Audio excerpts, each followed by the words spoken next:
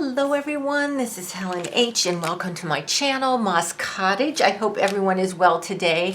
I apologize, I cannot tell if the lighting is okay. It is very cloudy and rainy today, so I hope it is okay, so please excuse me if it's not. Today I'm going to be working in my one of my glue books. This one is this Canson Extra Large. I don't know why I thought it would be a good idea to have a glue book that is so ginormous. I think that Crafty Irina actually inspired me to do this. I've done quite a bit of it, but I thought I would do a page today. And the jumping off point is this picture. Can you see this magazine? It's got a line in the middle. It's a picture of a house. And this house, it says here, it's somewhere in Pennsylvania, in the Brandywine Valley, but it's just like a stone house with all this green, you know, growing up on the side of it and everything. And I thought this would be the jumping off point, because what came to my mind was looking through my little bins of pictures and stuff, what would be in this house and who would live in this house. So that is my reference point right here, is going to be this house. And I think I'll go ahead and put it right there. We're just going to start because I really don't have a plan. Surprise, Helen doesn't have a plan. But I did go through and pull out a whole bunch of images that I thought we could work around this house, and it would, okay, so there is certainly some serendipity going on with this, and I'll show you we'll get to it when we get to it. So I'm just going to go ahead and get the house down. Now I might have to glue around, glue a little bit over it, and that's fine, with other pictures or whatever. So also I want to show people who might be new to glue booking. I've gotten a lot of new subscribers lately, and I believe some have not journaled before and, don't necessarily know how to glue book or what to do with a journal or so on and so forth. So, I'm going to just go over some little basics with you, and there's no hard and fast rules. You can look at glue bookers. There's so many videos out there. What is a glue book? How do they glue book? What do they put in their glue books? Honestly, in my opinion, it's what you want. Okay, it's what you want. There's so many different types of glue booking, and that's my phone. I'm just going to ignore it. There's so many different things you can do. You can do like an en masse glue book where you just collect the same type of images, like let's say perfume bottles or something like that, and you just do a whole bunch, the whole page is perfume bottles or watches or faces, something like that. The reason that I glue book is to save pictures that I like to have a place to put pictures that speak to me. And this house really does speak to me. So I wanted to save that picture. I'm not the kind of glue booker who can, I don't want to make clever pictures and make an eyeball coming out the window and, all of that kind of stuff. That's just not me. I just am really interested in saving pictures. So what I do is I tend to get the biggest pictures. Now look at this picture here. This is just all this crockery and stuff with these beautiful flowers here. This could well be inside this house. So I'm just going to go ahead and put this one over here. So what I'm doing is I'm kind of getting the bigger pictures that I like, and I'm going to be putting them down first. That's a pretty flower too. I'm not sure what magazine I got these out of, but these are beautiful pictures. So the bigger pictures, there's a lot of gluing, blah, blah, blah. But anyway, I guess what kind of spurred this on for me was, so tell me in the comments if this is you. When you go somewhere, like even if it's somewhere you go all the time, if you're not driving, please don't do this when you're driving, and you see houses and they might have little outbuildings and stuff like that, and you say to yourself, oh, that would make such a cute little craft room, I'd love that. Or you just look at houses in a different way. I'm always looking at outbuildings that people might have that could be a good craft room, right? That's just my thing, because my craft room's in my house. But actually, the more I see people who do have their craft room outside, you know, or in a separate part of the house or garage or something, they're not heated, they don't have a bathroom, you know, so on and so forth. So actually I'm okay with having my craft room where I can go to the bathroom. It's climate controlled. You know, I can go get my coffee and heat it easily and so on and so forth. But I do always wonder sometimes. You look at these old things and you just kind of wonder. So we've got two big pictures in the background here. So let's see what other big pictures that we have. Here's a big picture of some spoons. These are like silver spoons from a tea set. And I certainly think that a house like this might have something like that. So I'm not gonna go ahead and put the whole thing on because it's just too big. It's these, you know, I really feel it should be oriented this way. And I'm probably gonna have to cut off some of this big part here, but that's okay. I think I'm just gonna go ahead and cut it and then, you know, put it this way so that just this part of the spoons is showing. Because, you know, if you live in a house like that, you are going to have afternoon tea, right? You just are. So I'm just going to cut these. And then this edge, you can't tell maybe, but it's a little bit wrinkled. I don't know if I tore it out of a magazine or it just got a little wrinkled in my bin. But anyway, so I thought I'm going to start making some pages in this glue book with, I have lots of house pictures. So I'm just going to have pages of houses and then what would be in those houses, because they're different kinds of houses, right?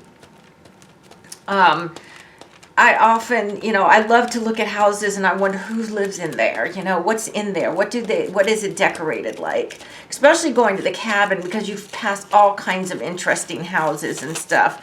And so it's very interesting to me to think what is, you know, what's going on in there. So I'm just going to put this here. So anyway, while I'm gluing this down, I have to tell you, sorry about that loud crinkling. I have to do that on the parchment paper so I don't glue onto my own pictures here. If you are a Jane Austen fan, this house reminds me of Sense and Sensibility, the movie with Kate Winslet. This kind of looks like the house that the Dashfords lived in when they had to move out of the big house after Mr. Dashwood died. That's kind of what like spurred me on to, oh my gosh, I have to make this page about this house.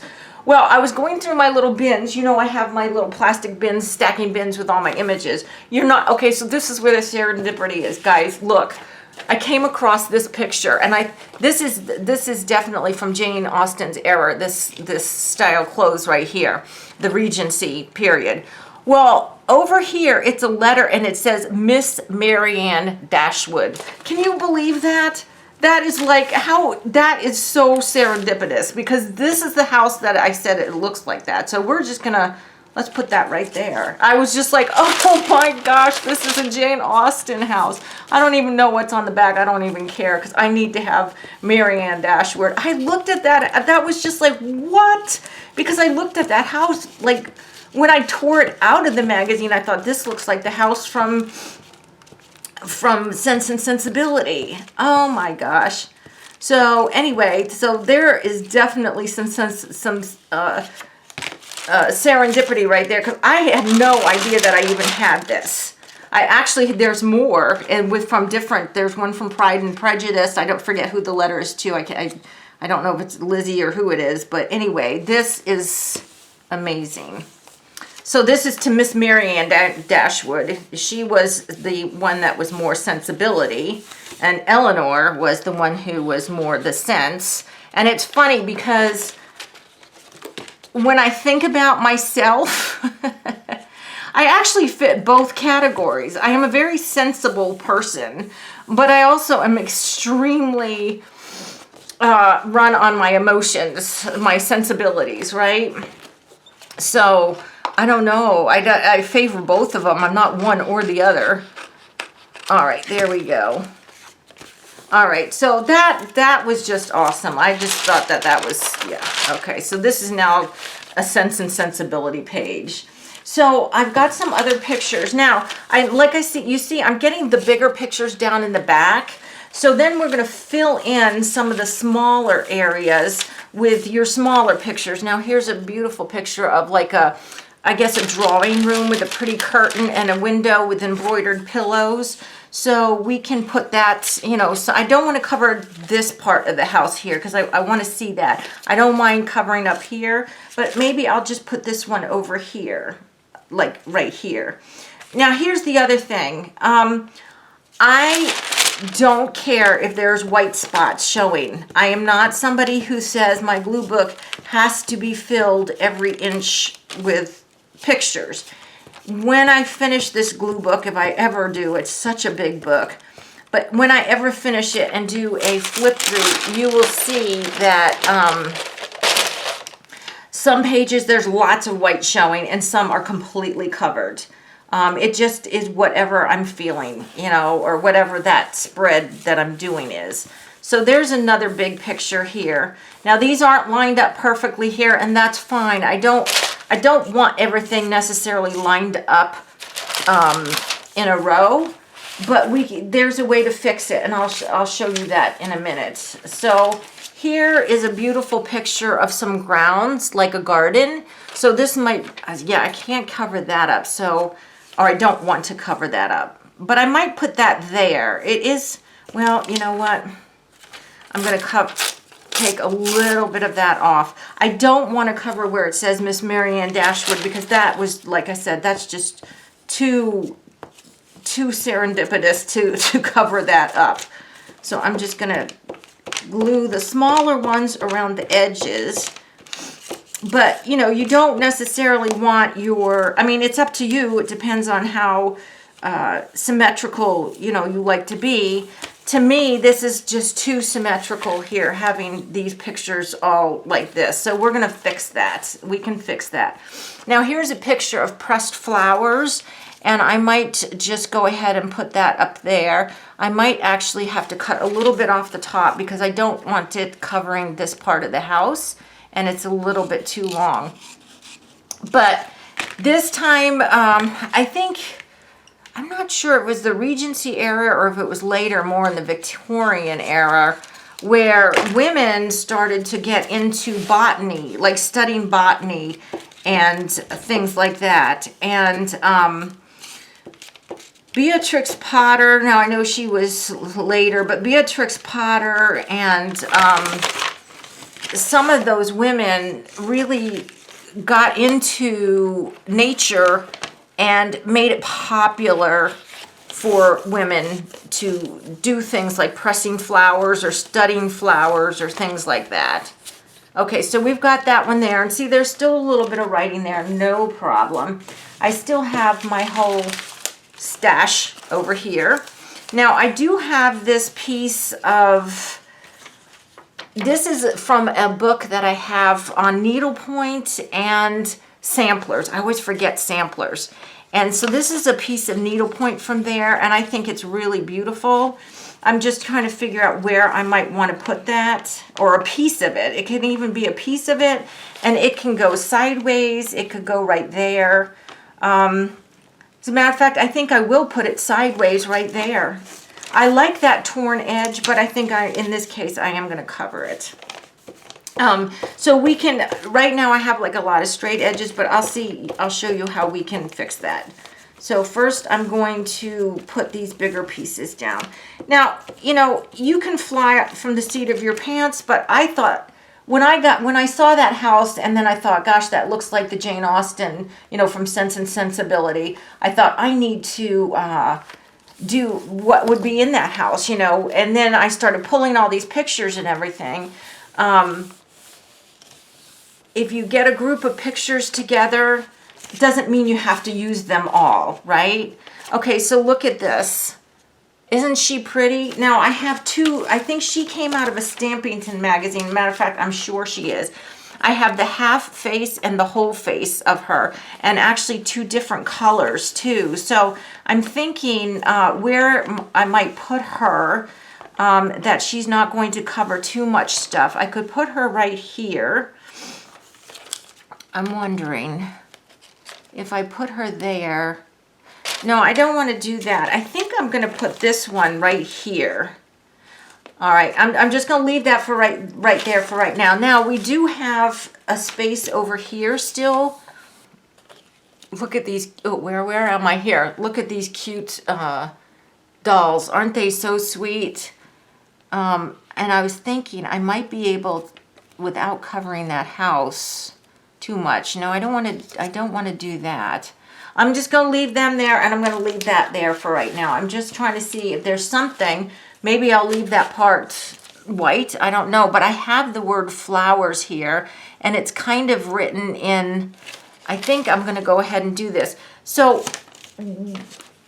I've got the big pictures down, and now I have smaller pictures that, where's the other one here, that I'm going to put on top. So if you don't like all these straight lines like this, you can rip pages and put the rip pieces, but I actually like flowers there better, so that's where it's going. And I can't tear it, it's too thin. I mean, it's, you know, not too narrow. I can't tear the top and bottom, or I'll rip right into the word. So this is just going to have to be a straight word. But see how this is kind of all not lined up? I'm just going to put this like this. Oops. Ugh, I put it over too far. Okay, just like that. All right. So I have this clock here. I don't know if this is really a clock. I mean, it looks like a clock, and I could put it here, like put some of it right here, not covering too much of that house though. I might just go ahead and put that right there. So let me cut some of that. And if you cut something off, you can always save that little piece for somewhere else. You know, if you have a tiny little glue book, that might be perfect. So I think I'm just going to go ahead and put that. And see, this already is not a simple square shape. So that will add some interest and take away from the hard, just squared off straight edges, right? Okay, so I'm going to go ahead and put that there. And I think I might need to, oh, I put that too far over. It's hard for me to see what's this page and what's the page underneath it. Okay, because I don't want to get my head in the camera. So there we go. Right here, Marianne is starting to come up, or I didn't get her corner down, so I'm going to push her, re-glue that a little bit and try not to glue my pages together. Okay, so then we have that, okay? So now I've got all these smaller pictures like this. Now this little doll picture I said I might put up here, it says 98 there. That's the page number that I guess that little doll picture was on. I'm tearing that off, and I'm just going to put it there. And then I'll have some edges that are not straight, you know, straight across. And like I said, if you just want all straight ones, like if you were doing maybe a 50s house, or, you know, a 50s page or something like that, and, you know, everything's very geometrical and everything. And I'm just going to frame these dolls in the trees like that, because I think those dolls could be in that house. All right, so here is our lovely Marianne Dashwood here. And I think I am going to tear this side here. I think there was a little more room on this side. And I'm going to put her, not butted all the way to the edge, a little bit away so that she's framed by this yellow here. And I can leave one edge straight and then one torn. That's fine. Oh my gosh, I love this page already just because of the subject matter.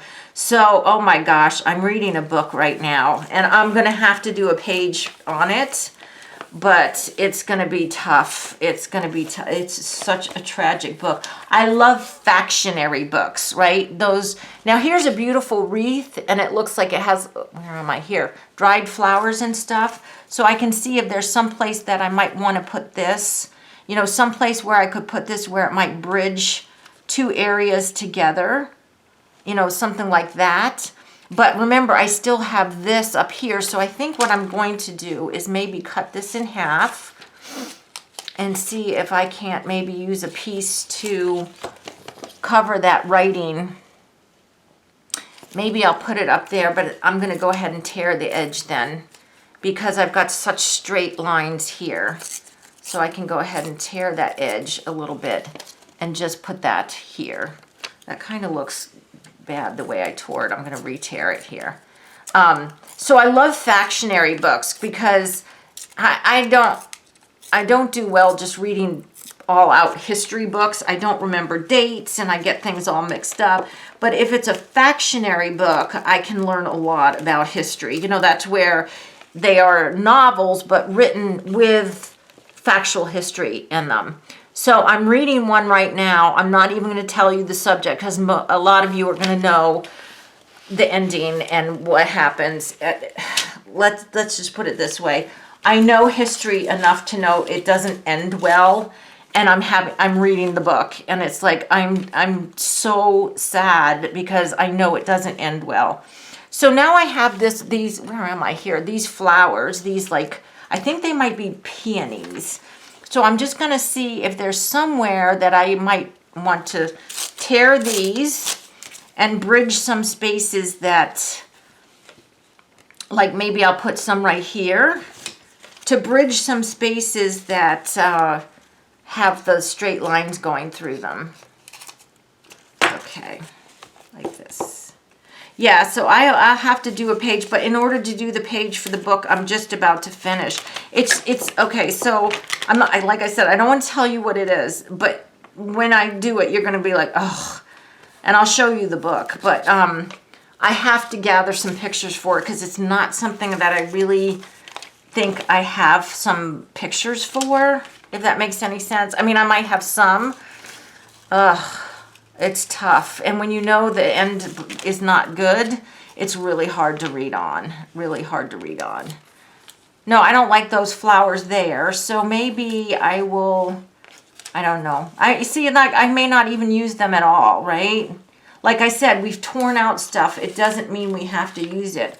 I have this other half of this clock too. I mean, I could put that somewhere if I could find some place for it. I'm just, you know, you just move stuff around and see, you know, what does it look like? Does it look good there? Does it look good there? You know, or not at all, right? I'm just wondering if maybe I'm just going to put it there. If I don't put it there, it's going to lay around my desk. So I know me. I'm trying to clean up. So I'm just going to put it on just so it's not rattling around my desk. I do have my small little glue book that it could go in, but I have so much other stuff to put on there. And then I'm left with these big, ginormous flowers, but they're just too big, okay? And then I've got, you know, this picture, and I don't want to use her again. I've got this half of the wreath that we used up here, and I wouldn't even know where to put it. I mean, like I said, you can play around with it and see if you can find a place where you like it. I just don't like those flowers near those ones. And then I've got one on this page. So I think I'm going to leave it off. I think I'm going to call this quits right here. So basically, for anybody who is starting glue booking, you know, the way I do it most of the time is I put the big pictures on first, and then I use the smaller things to glue, to go in between to tie the pictures together, if that makes any sense.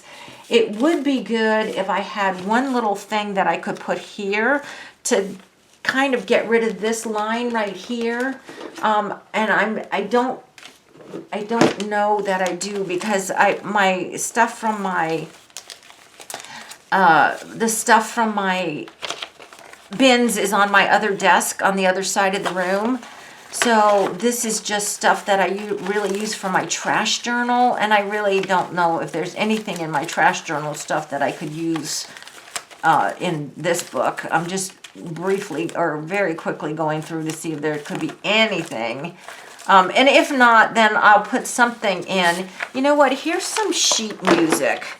Girls back in those days all played the piano or the something like that. So let's put a little piece of sheet music. It doesn't have to be magazine, right?